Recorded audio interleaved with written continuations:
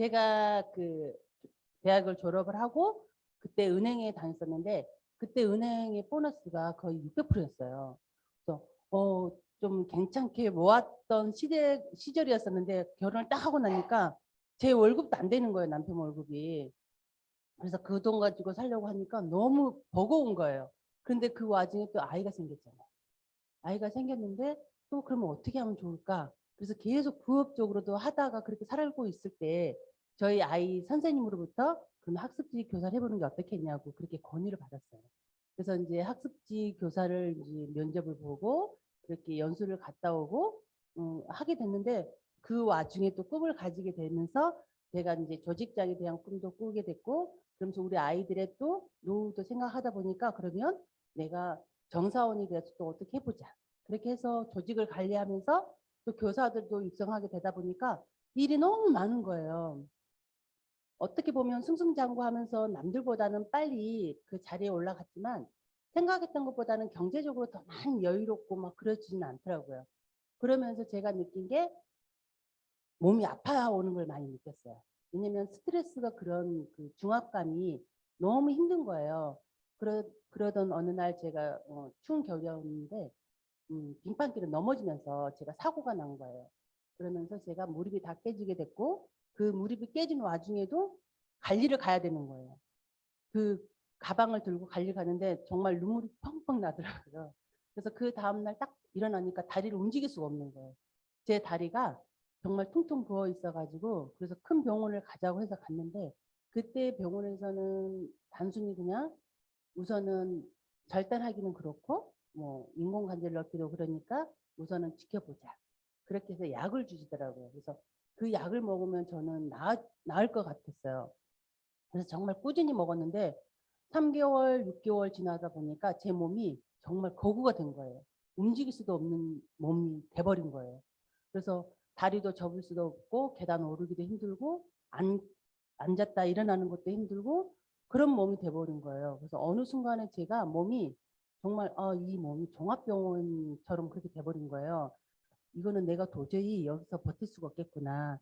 그러면 내가 내 몸을 좀 케어를 해야 되겠구나. 그렇게 해서 그만두게 될 이제 찰나에 저희 스폰서님을 통해서 제가 제품을 건의받게 되고 그러면 이런 게 있어? 하면서 다시 또 알아보게 된 것 같아요. 그러다 보니까 제가 저희 제품을 에너지랑 이제 제가 조인트를 먹고 너무 잠을 잘 잔 거예요.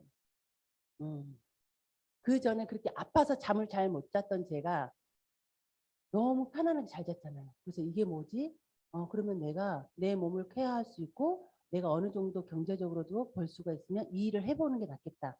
그러면서 그때 당시에 제가 뭐 2개, 3개 정도 일을 같이 하고 있었는데 그걸 해서는 제가 성공할 수 없겠다는 생각이 들었었어요. 당장에 내가 그 돈이 안 보이더라도 앞으로 살다 보면 그게 되지 않을까 그런 생각을 하면서 집중 몰입하다 보니까 좀 남들보다는 빨리 이 자리에 오게 됐는데 주변을 요즘 쳐다보면 건강이 최고인 것 같다는 생각이 많이 들어요. 돈을 많이 번다고 해서 그 사람이 행복할까 그런 생각을 많이 하게 되면서 여러분들도 한번 내가 지금 현실이 어떤지를 한번 점검 한번 해보시는 게 정말 좋지 않을까 그런 생각을 하면서 저희 사업 설명을 한번 해보도록 하겠습니다. 저희 일을 알아보기 전에 6가지 일을 알아보라고 이야기를 해요. 이 6가지가 뭐냐면 트렌드, 회사, 제품, 보상, 시스템, 타이밍이에요. 제가 트렌드에 대해서도 정말 잘 몰랐어요. 여러분들은 혹시 트렌드에 대해서 알고 계셨나요?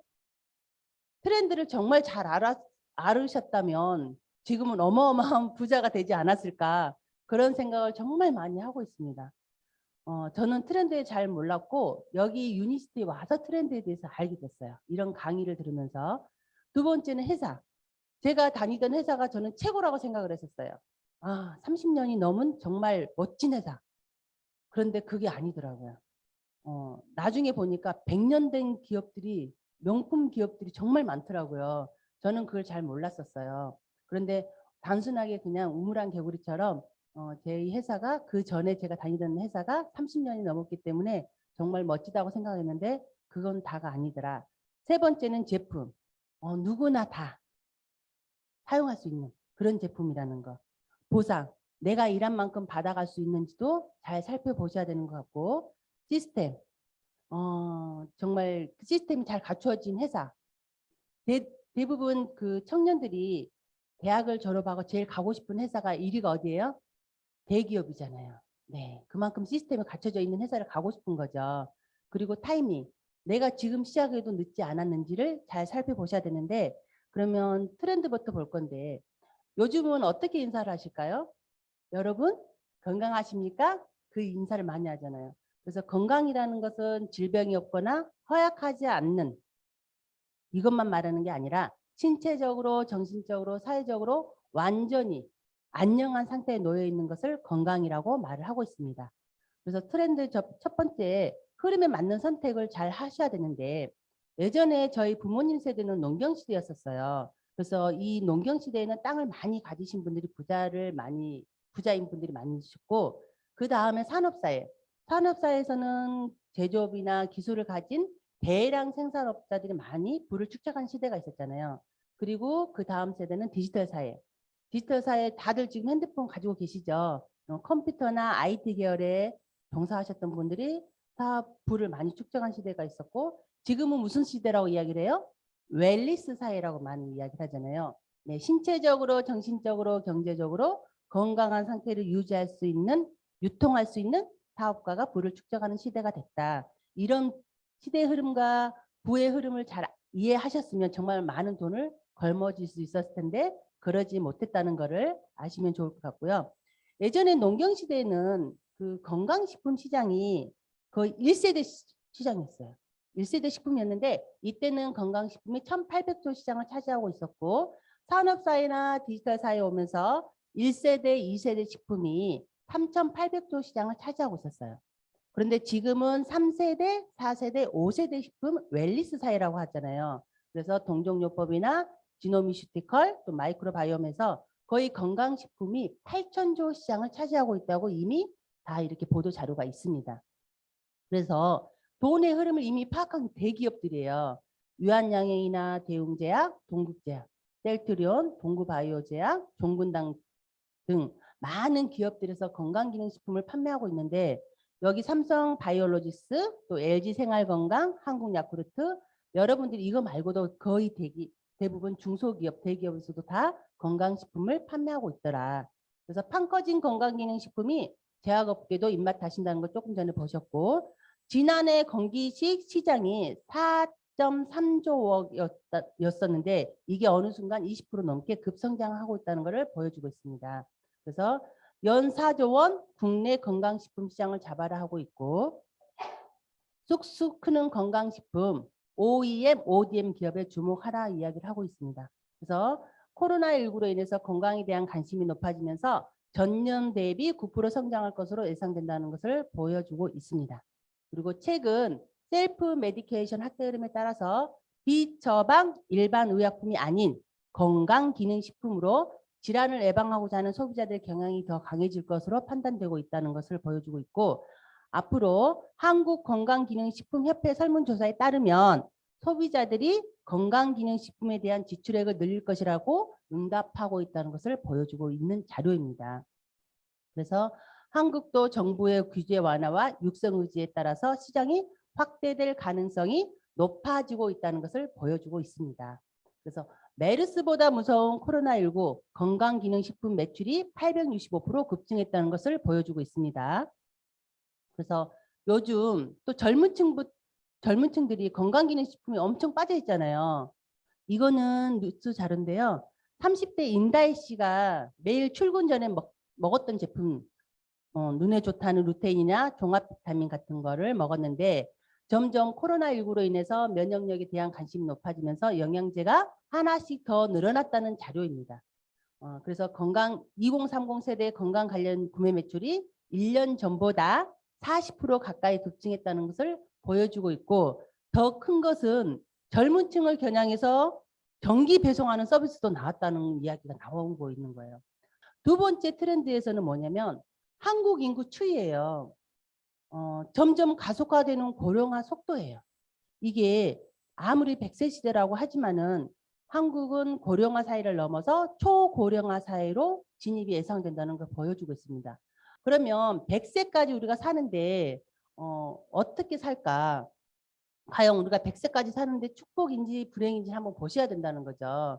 그러면 우리가 100세까지 살 때 100년 설계를 다시 한번 해보라고 이야기를 해요. 그래서 이분들이 생각할 때 뭘 할까 하니 막막하다는 거죠. 30년 동안 월급쟁이 생활만 했으니 기술도 없고 아는 것도 없어요. 있는 건 퇴직금 그 정도 있는 건데 과연 잘 버텼어야지만 60세가 넘는 거고 요즘은 60세가 넘어도 계약직으로도 또 일을 하신 분들도 많이 계시긴 하더라고요. 그런데 조금 전에 자료에서 보신 것처럼 2인 가구가 한 달 평균 300만 원 정도가 예상된다고 하는데 우리가 100세까지 산다고 하면 남은 40년 동안 300만 원을 계산했을 때 거의 14억 4천만 원 정도가 필요해요. 그래서 대부분 또 생각하신 게 뭐냐면 창업을 또 많이 생각을 하세요. 그래서 내가 투자금 몇 천에서 몇억 정도로 필요로 해가지고 창업을 하게 되지만 막상 창업을 하고 나서도 내가 원금 회수 및 나의 생활 자금이나 또는 노후 자금을 만들 수 있는지 그것도 잘 판단해 보셔야 될 것 같아요. 그러면 우리는 무엇을 해야 되냐 이거죠. 이미 방금 전에 다 이야기 나온 것처럼 미래 경제학자들도 다 이야기를 했어요. 당신은 직업을 잃게 되고 기계를 할 수 없는 사람만이 할 수 있는 일을 찾아라고. 잠자는 동안에도 돈이 들어오는 방법을 찾아내지 못한다면 당신은 죽을 때까지 일을 해야만 할 것이라고 이야기했고 웰리스와 네트워크 마케팅 업계에서 1,000만 명의 새로운 백만장자가 만들어질 것입니다. 라고 이야기를 했습니다. 그래서 웰리스 산업에 있어서 21세기 부는 어떻게 창출될 것인가 라고 이야기를 했을 때 가장 거대한 사업적 기회는 웰리스 제품과 이 서비스를 제조하는 것보다 이들 제품과 서비스를 유통시키는 바로 저희 같은 프랜차이즈 오너 같은 사람이 돈을 벌 것이라고 이야기를 하고 있는 거죠. 작년 같은 경우는 건강기능식품 시장이 5조를 차지했었잖아요. 그런데 지금 거의 자료를 보시면 2025년도에는 몇 조 시장을 바라보냐면 25조 시장을 바라보고 있다고 해요. 그때 폭발기에 하실 건지 정말 안정기에 하실 건지 여러분이 잘 선택해야 되시는 거는 맞는 것 같은데 저는 시대 흐름상 네트워크 사업은 꼭 한 가지는 해야 된다고 생각을 하고 있습니다. 당신이 하지 않으면 누군가 먼저 시작하는 거고요. 적절한 시기에 적절한 장소에 있어야 성공하는 거고 남의 꿈이 아니라 나의 꿈을 위해서 도전하는 그런 사장님이 되셨으면 좋겠고 인생의 시계는 단 한 번 멈추지만 언제 어느 시간에 멈출지는 아무도 모릅니다. 지금이 내 시간이라고 하고 살고 사랑하며 감사하며 주위를 둘러보는 소중한 사장님들이 되셨으면 좋겠다는 생각을 하고 오늘 강의 이상 마치겠습니다.